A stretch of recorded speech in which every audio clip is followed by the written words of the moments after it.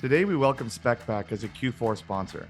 With the holiday cycle fast approaching, we never know what the fraudster's next scheme will be. With Spec and their patented no-code orchestration platform, you can be ready for them this season with full coverage and visibility into the entire customer journey, with the ability to collect data, deploy in any tech stack, and connect to any solution to answer their attacks, such as calling third-party APIs, building logic and workflows, all with the ability to take action anywhere in the entire customer journey. Visit www.specprotected.com to learn more and schedule a demo to make your holidays a little more jolly.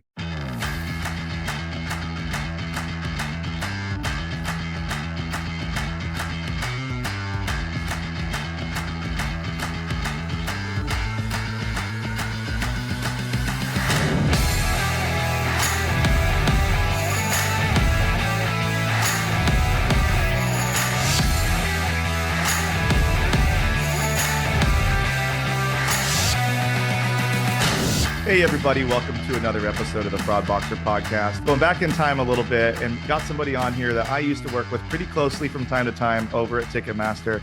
I got Heath Taylor. I'm really happy to have you on here because cybersecurity is something that I'm obviously really interested in because there's a lot of crossover and we'll talk about that. But you specifically, like working for Live Nation, your pedigree, working with some of the tools that you work with, it's pretty impressive. So I'd like to talk about that, but first of all, I'd like to know the man behind the microphone right now. So could you tell me a little bit about you, how you got into cybersecurity, and we'll just start there.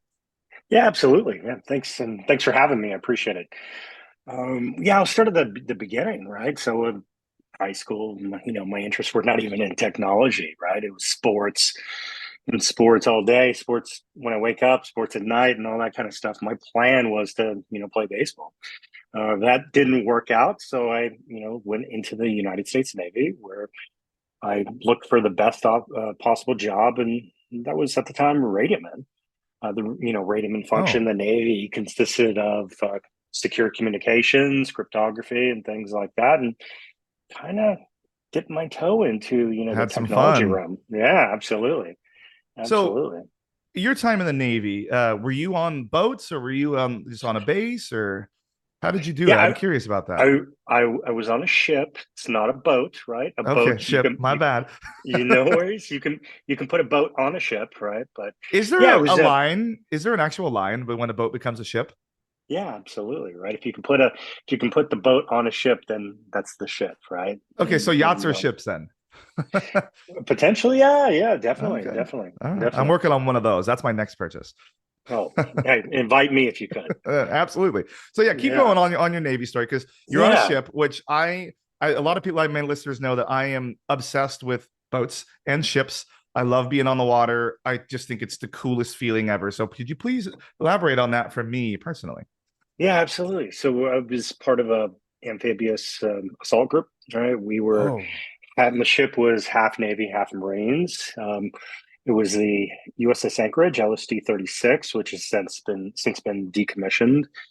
It was quite interesting. It's one of the ones with the well deck and the tailgate drops down and the LCACs they come in hovercrafts, right? They come in the back, Wow. and then we transport Marines wherever they need to go.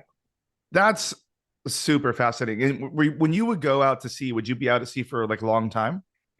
Yeah, we do deployments, Westpac deployments, because I was stationed in San Diego. So it was a 6 month tour where we would go all the way to the Persian Gulf and back, and then visit different ports along the way, and do exercises with our own battle groups, and also do joint efforts with some of our allies.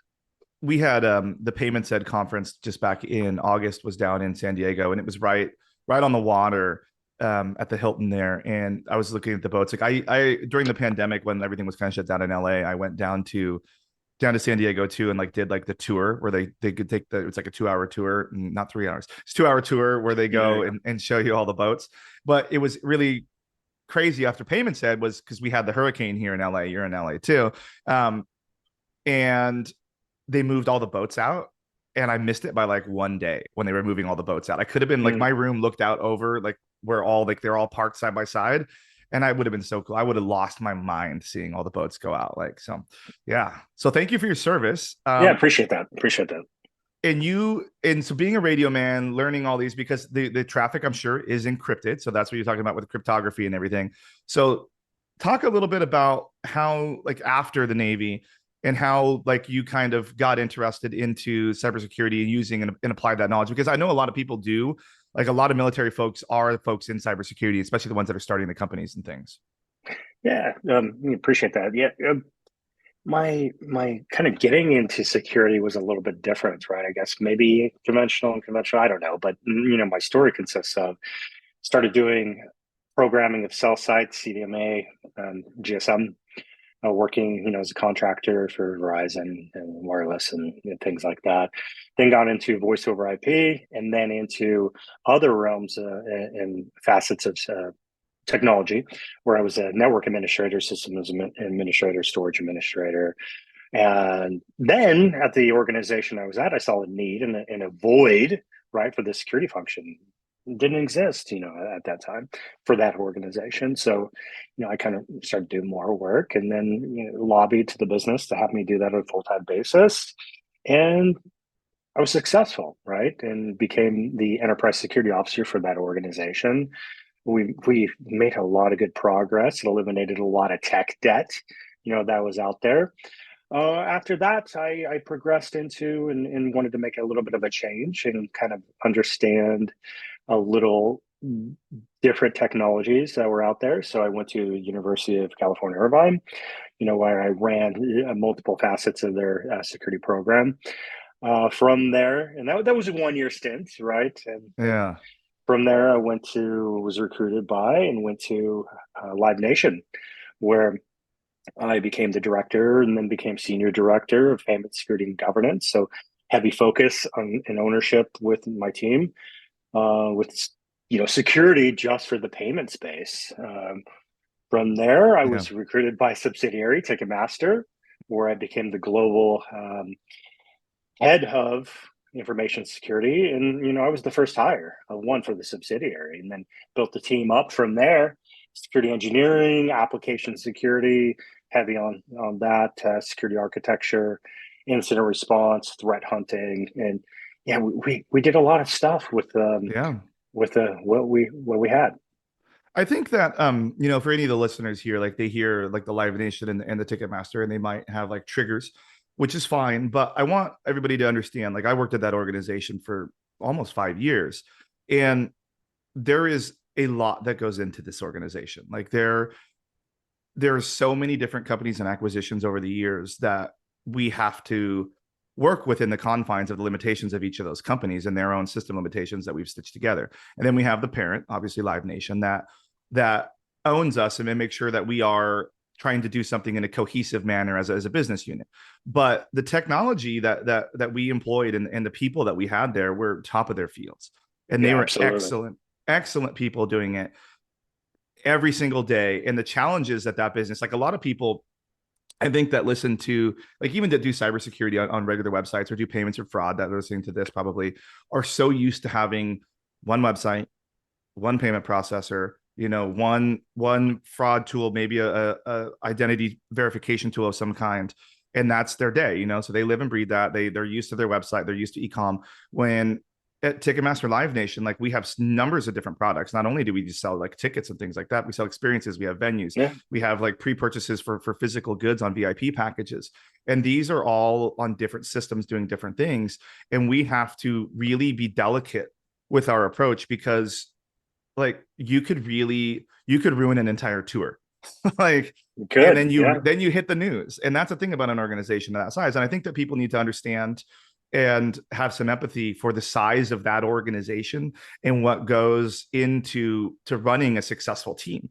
And I was there and witnessed what you had built and what you had done, and you ran a successful team that didn't meddle, that didn't blow anything up, but kept us safe, kept our system safe, kept the website safe from hacks. Like, people don't understand that, like, famous websites get attacked all the time because they're easy targets. absolutely. They easy targets and internet facing, right? So it's out there for the pickings, to be honest. Yeah, and to kind of digress a little bit about your statement, how Ticketmaster did it is, I agree, it's very complex. The avenues of payment channels are vast. The technology and the products that are deployed by that organization are many, right? With all the acquisitions, like you stated, having being the industry leader in the primary ticket sales space, as well as getting into and being successful, on the resale market with the secondary market type, product offerings that they have. It's complex, and it's, like you said, vast. I think like when you mentioned resale, and like a lot of people don't, like, they just think like it's just, what do you mean? You buy a ticket, you list it for resale, somebody buys it. But there's compliance factors that come into that. There's AML, because people do try to launder money through things through marketplaces. It's pretty common. So you have to be looking at who you're paying out, where they're coming from, where these things are listed. Is it even legally allowed to be listed there? There is so much compliance that goes in when you launch a marketplace. It's not something that you can just spin up overnight. And same thing, like whenever we're launching new products, like even at my company now, like we have to have these considerations of what are people really going to do with it, because we want them to just transact on it, but that's probably not all they're going to do. They're going to like poke at it, they're going to prod at it, and if they find something, they're going to slam it every single day. Yeah. So that being said, let's talk more about cybersecurity. So to you, what does it mean to you? And what does it mean to organizations, and how should organizations be thinking about it? Not from a technology standpoint necessarily, but from like a conceptual standpoint, if that makes sense. Yeah, for sure. So my philosophy is you need to identify and realize what is the organization you work for, what is their mission. Where most organizations are not security firms, and their focus is not just on security. With the times that we live in, right, the leader within the space, within the job, the role of the CISO, or the leader of the information security team, needs to identify what the business wants to do, what the mission is, and then wrap around and insert at the onset security. That way you can facilitate the successful execution of what that mission is. Facilitate, and say it's ticket sales, or say it's e-commerce site, like at your new organization where you're selling, product or whatever it may be. Facilitate that in a secure manner so it cannot be exploited, compromised, or things like that. In the event that you do get compromised, be quick to respond, quick to identify, quick to eradicate, and quick to recover. I think so many people, when they, especially people that aren't in the cybersecurity industry, like when they're on the outside looking in, and I've been guilty of this too, is you have like you have to pretty much be like you've prevented everything. Otherwise, you're a failure. When there is success in those failures, learning from what happened, where the exploit was, and how you address it. I think every company, every big company at least, has a guidebook, like incident response. Sure. And what do you do on these incidents? And how are you going to frame it? What are you going to do? But also, like, what is like the looking at what happened? What do we call that?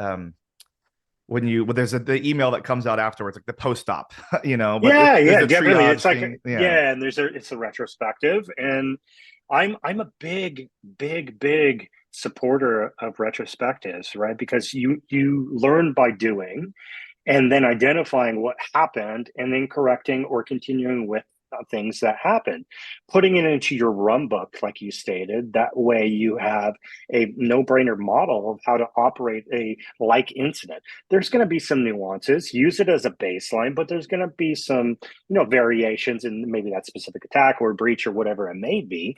But those lessons learned will help you identify the correct course of action to be successful in your response. We're doing we have been for a little while doing our security audit that most big companies our size do. Always a fun time of the year for me. Always fun. Always fun. But we just, part of that this year has been running tabletop exercises with the consulting agency that's like our third party that's auditing us. And it's been super interesting to sit in these hypothetical scenarios for a couple hours and be like, okay, this happened. Now what are we Yeah. going to do? Then what are we going to do? Okay, so and so, who are you going to do now? And like we're identifying some some gaps that like Sure. we are so thankful that we now know how to happen. I will say that I'm very proud of my team for all of our questions. We had it pretty buttoned up, but we'll Nice. talk about how we run teams here in a minute. But definitely, you know, like running hypothetical scenarios, yeah, they are draining, but they are so valuable because then when you see an actual incident happen, there is no panic. Like the panic Yeah. is removed. It's straight Uh, to solving. And that's the key, right? Removing the panic, removing the unknown. I mean, there's a reason professional sports teams practice for the game, right? Good point. Consider the game to be the actual incident as it happens. So why not practice? Get better at what you do.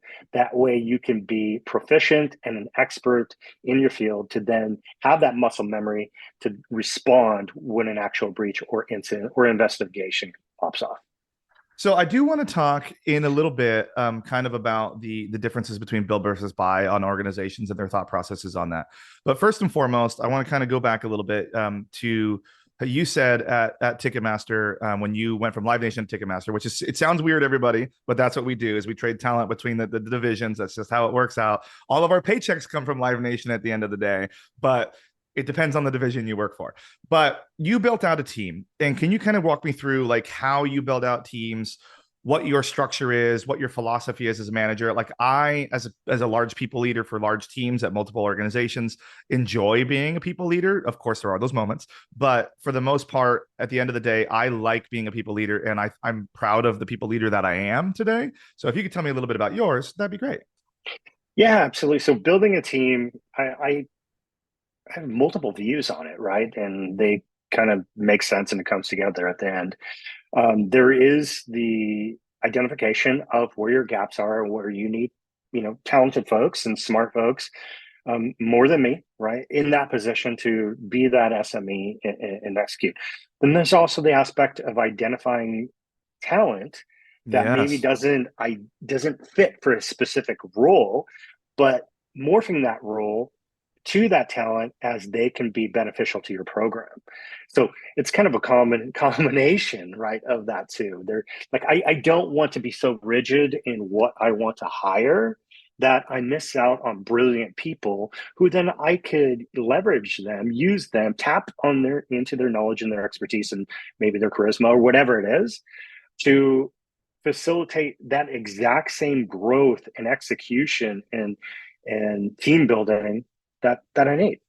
I think that that's an excellent way to look at it because I think recruiting right now, especially right now in like they always say the economy, but how the job market is for with all the layoffs that we had at the beginning of the year, the end of last year, and then the pool of candidates that's out there. I feel like organizations are trying to find somebody that checks every single box instead of identifying the boxes that are most important and the ones that can be developed. And I think it's a lot to be said to hire someone that might be a little bit green that you but has the potential to be that person that you want to be. And I, like the cliche is like someone that's hungry, but if you have someone that has like a core piece of knowledge that you really know but maybe not the soft skills, well, soft skills can be developed pretty easily, you know. The core piece of knowledge might be the harder thing to find.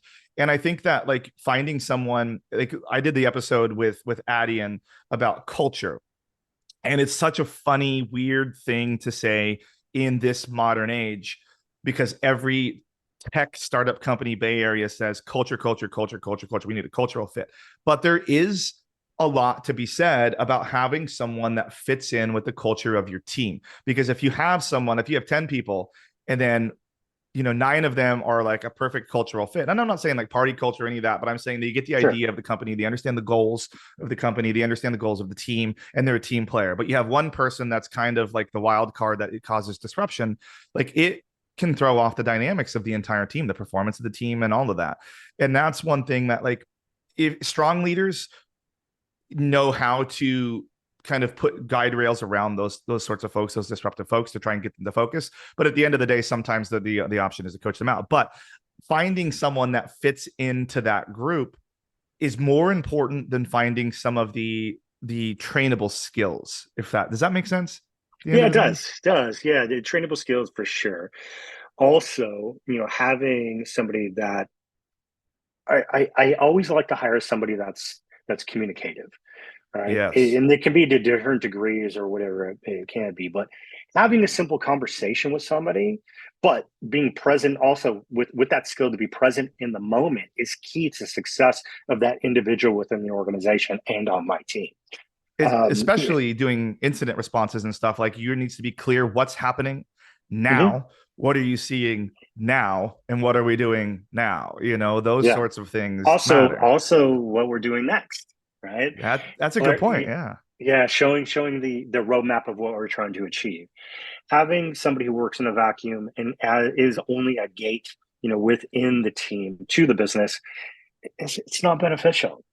But also not being so bending to the business's wishes, because ideally having the business's needs in mind in a secure manner is key. But circling back, clear communication and the execution of that communication will then hopefully show the business the need for implementation or recovery, whatever it may be. Yeah, and one of the things that's true too is like, I think about this a lot in my field. In your field, it's pretty prevalent too. Is like there's not like there is a lot of us, but there's not a lot of us at the same time. So you really have to understand like what your market that you're pulling from. Like lawyers is a great example, like where you can kind of drop a lawyer in at a company anywhere because the law is the law is the law is the law. As long as they know like that type of law, the law, and like let's say it's like criminal law in California, like, well, shouldn't have stole that. Let's see what we can do about that. But with cybersecurity, and the same thing with fraud and payments, is there is rails, but each business is completely different on what how they work, what the tools look like, what the back end is, how it functions. So taking someone that has core knowledge and dropping them in, they're still going to have to learn like it's their first day on the job. Like there's a certain Yeah. amount of, I know how to run this tool. That's great. Do you know how to run this tool at this company? Because we don't have it here, we don't have it here, we have it here. There's a lot that goes into that too. Yeah, so not just communication, like we talked about a minute ago, but also that analytical mindset to look at what, like you said, the guardrails are, the standards, the requirements from authoritative, folks or agencies out, regulators, or whatever it may be. Taking that, having the analytical mindset to then apply that to your new organization or your existing organization or new products within the organization to then make it Yep. make sense. It's all about translation. The how many times have you heard, say it's whatever, a SOC 2 or a PCI audit, whatever it may be, and then the business states, I don't know what that means to me. So Yeah. being facilitators of translation of security is also, so that's analytical, and that's that communicative aspect of the job that are valuable. One of the feedback pieces that I get personally, which I like, is that I am able to take fraud problems and communicate them to non-fraud people in a way that lets them understand. And that, I think, obviously is going to apply to security people, because security is scary. It is like cybersecurity now, like we see the news all the time. So some cybersecurity something, and cybersecurity is scary. And being able to communicate gaps to senior leadership that doesn't have a security mindset Mm-hmm. is extremely valuable. And not only Yeah, like, so when I try to do it's like my critical. things, It's critical. yeah. And like I think even like with my team and how I try to train my people too is like, and I did this a lot more at Ticketmaster because like my team was a lot larger there, and we had bigger problems. But is identify the problem and suggest a solution. So I would have them basically do like the post email, like, this is what we happened, this is what we lost, and this is what I recommend we do.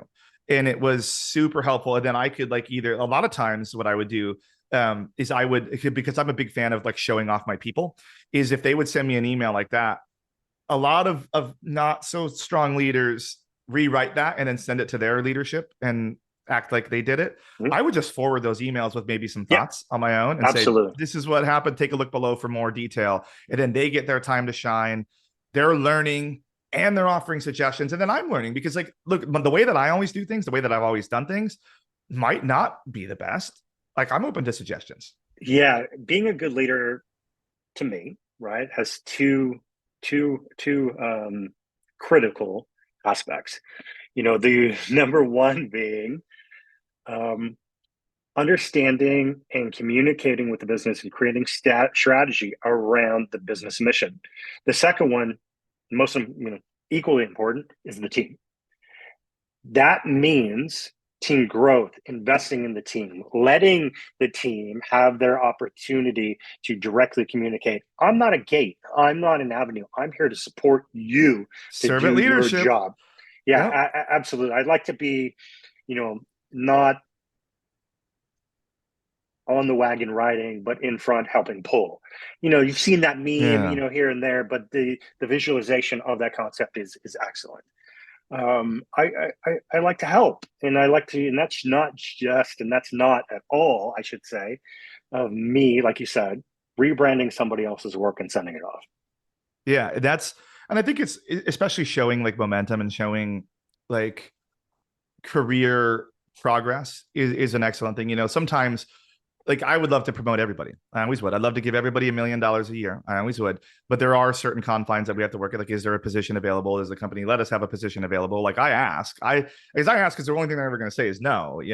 But like I've always been pretty good at promoting people from within as much as I possibly can, unless there is like an absolute gap. Like there is no way that like anybody would knows any of that piece, and I'd love to put them in there. But at the same time, I have reassigned people from like my chargeback team to the fraud team because they want to go that avenue. And the same thing, Sure. like I've had people leave my teams to go to other teams. And sometimes they come back, by the way, because Yeah. The Jordan is a good boomerang boss. effect. Yeah, Jordan is a good boss. I had one at Live Nation that quit my team to go to finance and then came back a year later. And then I had a guy here at iHerb quit. And then the very first day at his new job called me and to come back. And now it's like a Oh, running jeez. joke. Every time like he calls with anything, I'm like, are you quitting again, bro? But like people realize like it's I've had bad managers. I've had good managers. I've had managers in between, that I still respected. And it is a difference when you can see someone's investing in your career. And it's not my job as a leader in this space to stop your progress, even if that progress isn't with me. Sure. Like, if you do it the right way, if you want to go to a different team, if you want to go to a different company, if you do it the right way and you're respectful about it, I will high five you. I will recommend you. I will give you everything you want. And I might even leave the door open for you if you need to come back. So, yeah, that's me. Yeah, no, I agree with you. I mean, like you hit the nail on the head when you stated, even if it's not with you, right? Their progression in their career, I will put in a good word as long as they're performing, person. Um, but even if it's not with me, I'll help them get whatever they want to do for their career. That goes a long way with individuals. I mean, it would go a long way with me. So why not with the people who work for me? Yeah. And And if it it's so take cool like to see people like that have like I've left and they've started to embrace those leadership roles too. Like they start to like embrace that and then see where they go next, and like yeah. they're leading a team now. Like it's fun. Yeah, it's always fun too to see somebody, progress to your level or further, right? It's Beat me, awesome. yeah. Yeah. Yeah. Like they got the VP title and I'm still sitting here with my senior director title. Hey, Proud of them. maybe when they progress somewhere else, they'll take me with them, Yeah, right? that's what they gave. They don't forget about me if you got an opening. Yeah, exactly, Not now, exactly. everybody. I'm very happy at iHerb. I want everybody to know No, that I'm yeah, very yeah, happy. I don't mean that by any means. I don't mean that by any means. So let's talk a little bit. There's a couple of things that we can go. We'll kind of get back into the cybersecurity thing here, but I think one of the things that we touched on is speaking, like we talked about communication, and having people that are good communicators, and then we talked about teaching and how we would communicate stuff to it. And I think one of the big things is speaking security language to a non-security person. So can you kind of maybe elaborate a little bit on that about how you approach that at organizations that you've worked at, and how that's gone and tips and tricks.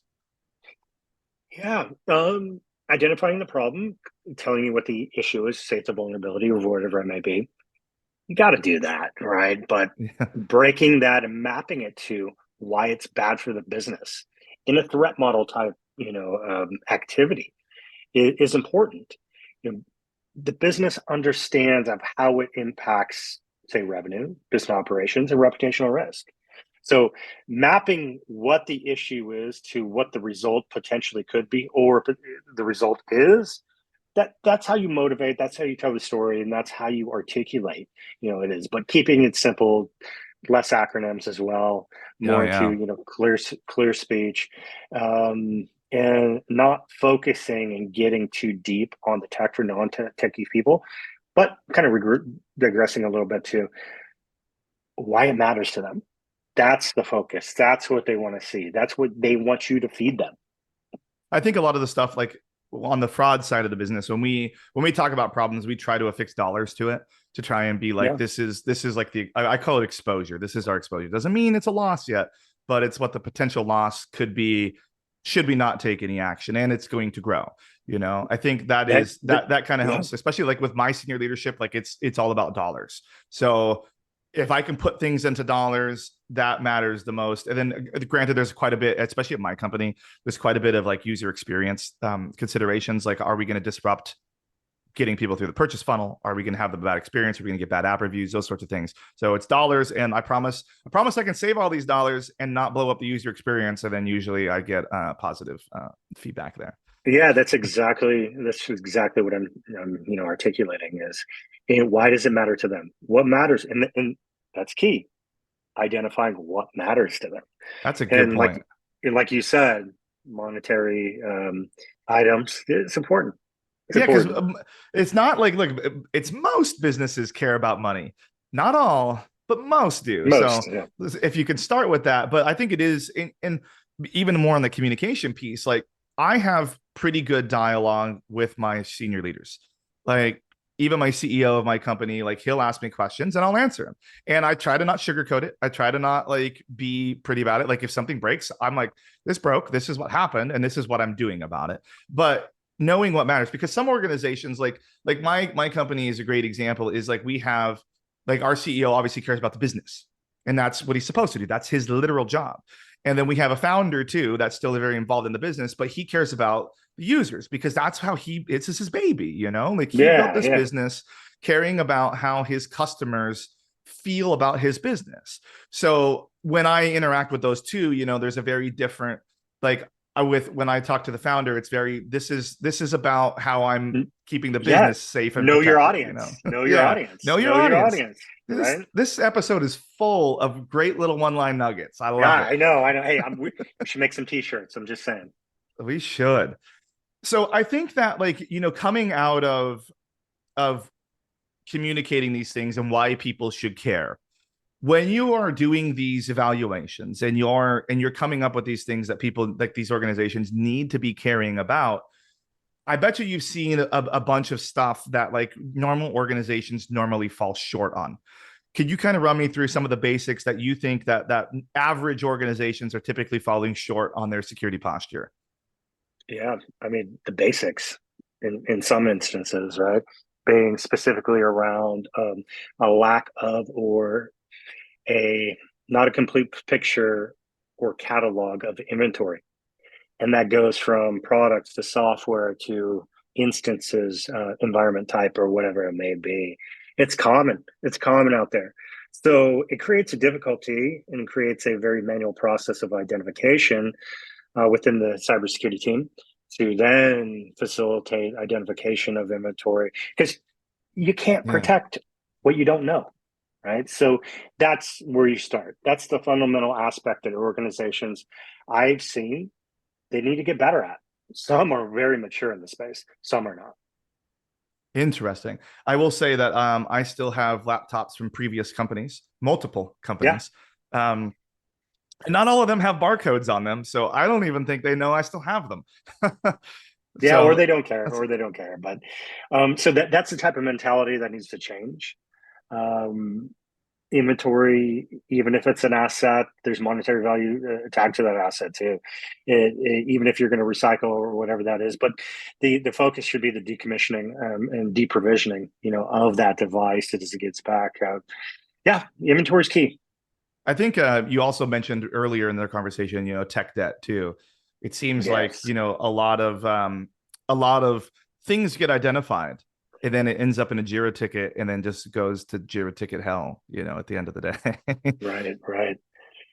Yeah, the tech debt is critical and key. I mean, the years and years and years, the focus hasn't been on security within our organization, but we're starting to see, that shift, the mind shift there, where the SEC is putting new regulations and requirements with 10K filings for public companies, out there starting in December. Those companies that didn't have previous security orgs are starting to build them up. Yeah. Um, with those type of organizations, there's that tech debt. There's that, say, sunsetted or non-supporting operating systems.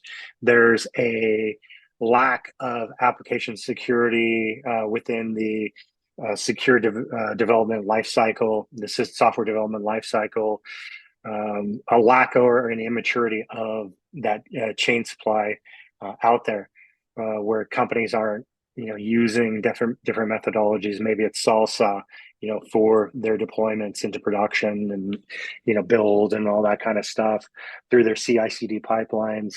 A lot of organizations, like, just trying to say, a lot of organizations don't do that, and there's that debt that you need to kind of go through, but it's not tackling. They're not that those issues are not all the same. So it's also the added aspect of evaluating the risk and prioritizing remediation or business initiatives to facilitate, the mission of the business. Excellent point. So one last little section here, I think I just want to talk about, and we don't have to talk about it super long because it is probably Sure. something that just gets blasted into the ground. Build versus buy, baby. Yeah. I'm a big fan of buy because in especially in the cybersecurity world and in the fraud world, um, my company, we're an e-commerce company. We're not a cybersecurity company. So Mhm. I would prefer personally to plug in a company that only like that's what they do. That's all they do Right. is build cybersecurity products. So what are your opinions on build versus buy if you could? Yeah, that's a great question. I've been asked this a lot lately. I'm, yeah, I'm a fan of both, right? Yeah. My preference is on buy, being that I understand there's some aspects that you need to build the interconnected, maybe some Python programming for some automation or whatever it Yeah. may be. I I do get that. basic rules. Like we have Yeah, like super fundamental business rules that go in that everything like has to apply to, like the robots three laws type situation. But as far as like the nuances of this, like behavioral biometrics, all of that, like device ID, that's a big thing that people try to build on themselves, or like yeah, ATO prevention tools. Like give me that yeah. I technology, baby. with that type of stuff, with the impact that it has on the business, I'm absolutely a fan of and an advocate of buy. Being that I am leveraging the services of somebody who is an expert in the field and they delivered a product that is above and beyond what my internal capabilities to build would be. In the realm that that's not my full-time job, right? To Yeah. build stuff. Also, you need to be aware of tool rationalization. Don't buy too much stuff. Look at things that can do multiple aspects of what you're Yeah. trying to achieve. But like you said with ATO, there's organizations out there that do it extremely well. One that comes to top of mind is human security. They Love are them. amazing in the abuse space, and where I really like, them is not only that, but the threat intelligence team, their Satori team, they're exceptional. So Yeah. all other We use aspects too. them. Yeah, We use them and awesome, we toss awesome. them like just random obscure stuff all the time and they always find something. And if Always they deliver. don't, like they have a nice detailed explanation of why. Like we just used them recently on a thing that I was working on a fraud pattern that we identified, but I wanted to triage it a little deeper. So we just sent them the stuff and they sent an excellent explanation of why it was human behavior versus like hybrid versus bot behavior. And it was superb. Like, I mean, I'm not trying to sell human here. Yeah, Sorry, Frank, but it's been a very useful product for us. yeah. I can imagine. I can only imagine. Other things like when in the vulnerability management space, there's other organizations like Armor Code or whatever it may be that do what they do exceptionally well. They help with the application security in the most effective manner. But there's thousands, no, I wouldn't say thousands. There are hundreds of organizations out there that will provide tremendous value to your organization. I mean, you were at RSA this year. Like you saw how that showroom floor was massive. It was massive. I had a lot of great conversations. Unfortunately, I was only there for a day. I flew in the Oh, morning, flew out at nighttime. that's Yeah, right. yeah, Because I saw you at that game. Yeah, yeah. yeah. I didn't actually get to long term. I only got to walk the showroom floor on one of the evenings when it was like everybody was pouring beer out of the kegs in their booths. It was actually the night that we went to the game, to the Mm. Giants game, because I was speaking on synthetic identities over at what they call the EFG, um, which was down the street. It wasn't in the damn building. So like it Oh, was like up the street. So we because we were speaking, we were required to be there the whole day to make sure that people could ask us questions and things like that. sure. So I Yeah. lost my whole day, and then we had to go to the Giants game. But well, this has been an excellent and interesting conversation. I am having a ton of fun on this. Just I love talking about management. I love talking about security. I love talking about organizations. So I think it is time for us to wrap up a little bit here. Normally, I'd have everybody mention their top three trends. I think for this one, because there's so many interesting things, we might go a little bit over. I am going to kind of start and lead you into one if we could, and then we'll just do your top three. So then it'll actually, technically it'll be your three and my one if we could. But Okay, for cool. me, a big challenge in any sort of market situation like mine where there are discounts involved, fake accounts, a fake account generation. That's something that we are in a constant battle of trying to get people into their own, stay in their own account and do their own thing. So thoughts about that? Yeah, it's a huge issue. Huge issue. With the fake accounts, I mean, creating and identifying if people are real humans, that's critical and key. I mean, there's the whole, I would say, avenue, or I don't know the right term, but the whole marketplace for the reselling of these Yeah, accounts, and it's huge, and it's detrimental to businesses, but more importantly, it's detrimental to fans, as these accounts scoop up tickets or product, or wherever it may be. I know some other organizations, as they would drop sneakers, they yep, have these issues there as well. There's also the aspect which is extremely troubling, and needs to be addressed, is the whole ATO aspect with the account takeover. There's the goes back to the whole market for the monetizing of these accounts. It's huge. It's very profitable, for yeah. these people who are taking advantage and creating fake accounts as well as taking over accounts. Yeah, the I always like tell people like you have to understand the value of what people can get from having an account on your site, and whether that be their own or someone else's account.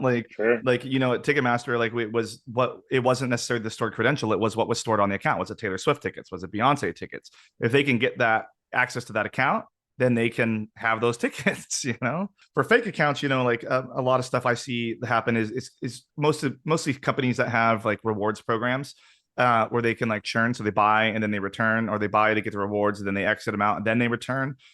You'll see a lot of ATO stuff in the travel industry, loyalty points on hotels Right. and airlines and stuff. But, those companies can usually make good on their people. But at the end of the day, like I think one of the things that we need to always like remind people is if your account is ATO'd, you're blaming the website. You're not worrying about where those credentials came from, where they actually came from. But if you log into your Hilton and all their points are gone, like you're blaming Hilton for quote weak security. And then you don't want to be on the news for having quote weak security when their list was compromised from some other website and it just happened you shared your password, at the end of the day. Yeah, So absolutely. Yeah, so having a program in place that looks at across different platforms of compromised accounts on different platforms, to then reconciling it to with your cyber team, your abuse team, and your fraud team, working in partnership to then working with the client, working with the customer to then communicate. Maybe it's a good time to change your password, right? yeah. Because of identification of this, and this across the landscape. I think that what it's interesting because for so long we've been told to tell. I'm just going to completely go off to the side here. We've been for so long told to not cause friction, especially on U.S. consumers, and just let them in, let them buy, let them go. And that was one of the big things why we don't use 3D Secure in like any meaningful manner, really, in the U.S. when it's mandated almost everywhere else. But you're starting to see, and when I did my passkeys episode, we kind of talked about it, but what we call expected friction. And the US consumer is finally training and learning and expecting friction in certain places, like logging into their bank account on a new computer. They expect now to get that text message that says, yeah, is this really you? Can you put it in? You on a public computer? But I am seeing in respect to the password thing, more notifications that, hey, this password is a weak password, has been seen other places, more notification that my shit's compromised. Now, normally the sites that like I use weak passwords on are like cheese dick sites that I don't care about, like I just want to like log into my sports thing to get the score, and they Sure. won't let me make an individual list of teams I care about unless I do. I really Unless don't it's your care if that gets fantasy, compromised. Oh, unless your fantasy football team, right? I 2FA that, but my fantasy team's so Yeah. blown up already this year that I mean, hey, I Yeah. got Julio Jones though. There you go. There you go. Yeah, I agree with you. I mean, what we all need to do is be advocates, right? To the fan, to the client, to the user, the typical, user. Um, Focus on Communication. security. So it's communication, it's security awareness, it's identifying and facilitating secure application to what they have. Not putting too much friction on, but putting enough on where they're secure and we protect them. We have their risk in mind. That could be, moving away from a simple MFA, type application into more of, say, with your account, do device binding. Say you have an iPhone Yeah. or an Android or whatever it may be, have that being binded to your identity. There. I've been exploring this, a lot lately. There's a lot of organizations that do it extremely well, and Passkeys, that bro. may be, yeah, and that may be, should be actually, I should say, the one of the next hot topics out there of investment within the cybersecurity space. 100%. I think passkey type binding is an identity binding too, is like through Identity biometrics. binding, yeah, identity binding. I'm a huge fan. Another Love it. thing that we talked about on that last passkeys one, if people want to go back and check that out too, is we kind of talk about like having starting. So it's harder to transition people from a password to a passkey than it is to just start with the damn passkey. So Yeah, anybody that's making a new exactly website, right. just Yeah. start with passkeys. All right, let's rattle off two more if we could, and then I'll let you have your day back, man. Yeah, absolutely. Thank you, and thank you again for having me on. My next one that kind of comes to the forefront of my mind is attacks on the supply chain. I mean, having vulnerabilities in third-party software, it, That's it's an huge. issue, right? It's huge. I mean, we've had, previously years ago, the whole Mage cart issue, right? That Yeah. multiple organizations had on their, payment pages, where having that third-party software attacks, like maybe it's Inventa or whatever it may be. It's in the news, so it's not, confidential. But having that out there, it's huge. That whole supply chain, where having governance around it and identifying any vulnerabilities and just keeping your finger on the pulse there is critical and key. There's a lot of things that you can put in place, like if you're pushing code or having a third party push code to using salsa methodology for identification and implementation is where you need to go. Aligning that to the NIST framework for the supply chain governance and standards is key. Yeah. I I would remember that say, changed that what's changed a that? lot of how we did iframes and tag managing that particular incident. Yeah, absolutely, absolutely. And it was hit. A lot of organizations out there in the wild, were hit with the whole Mage card issue. So it's not singular organizational focus, but yeah. So it's huge. I mean, we're looking at I think something like over 400% increase in supply chain attacks Yeah. as of a couple of years ago. I don't know what the current numbers are now, but I'm sure they're more. And they're greater. Especially like logistics companies and things like that, they typically run more legacy systems. And if you, let's say, ransomware, like an entire shipping company's entire computer system, like they're dead in the water. And then that all the way affects all the way down from the ports, from the trucks, all the way down to your local Walmart. There ain't no more getting no Christmas tree anymore. Like, Yeah, exactly. And say the third one is probably still, as we're seeing today, is ransomware.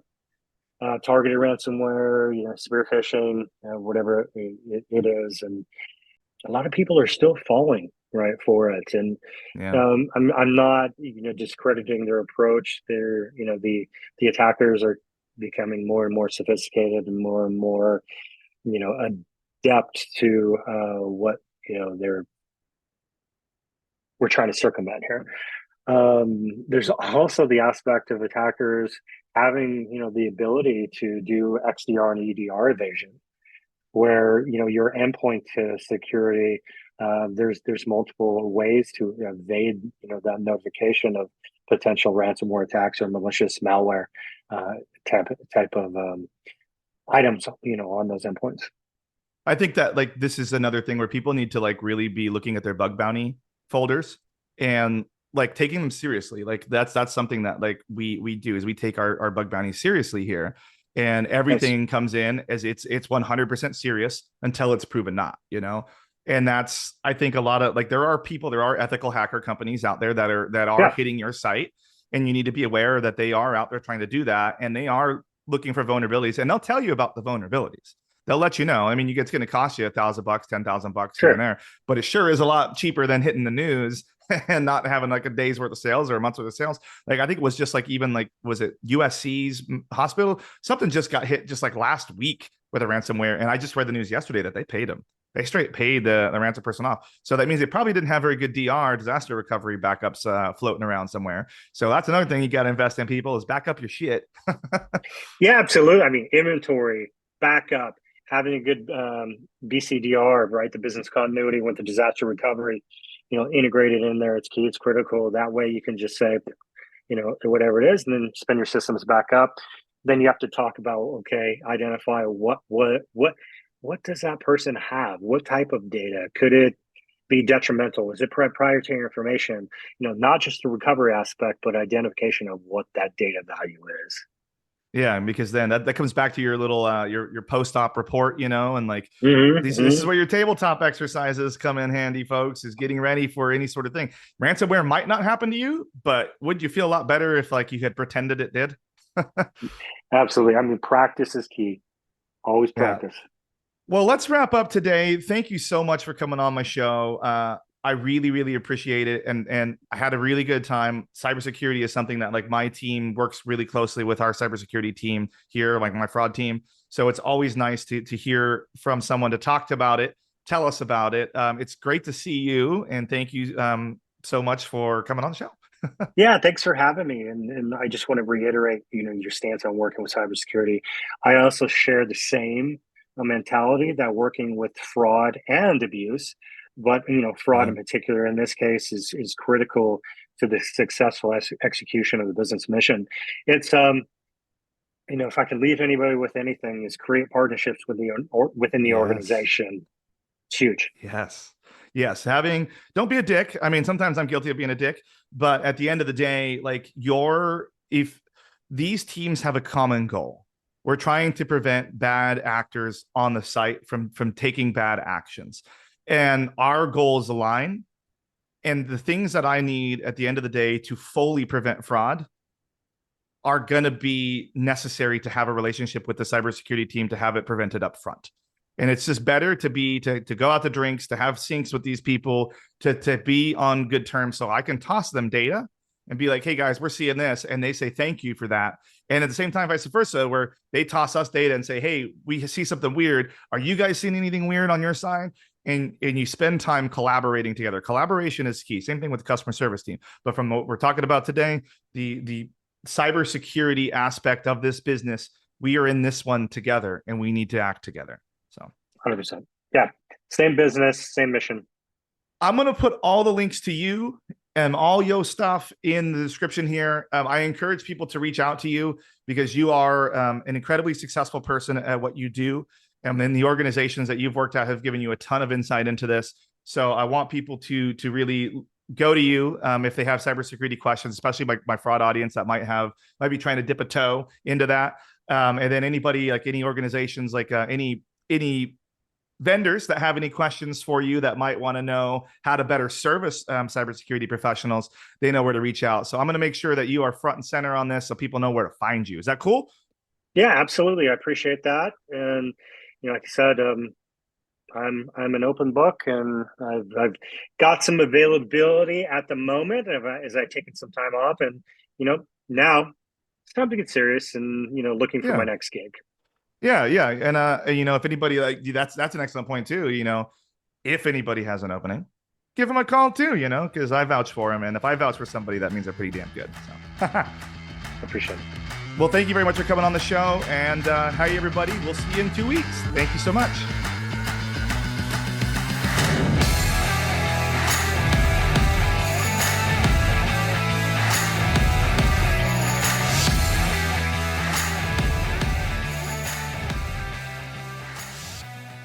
Thanks for listening to today's episode.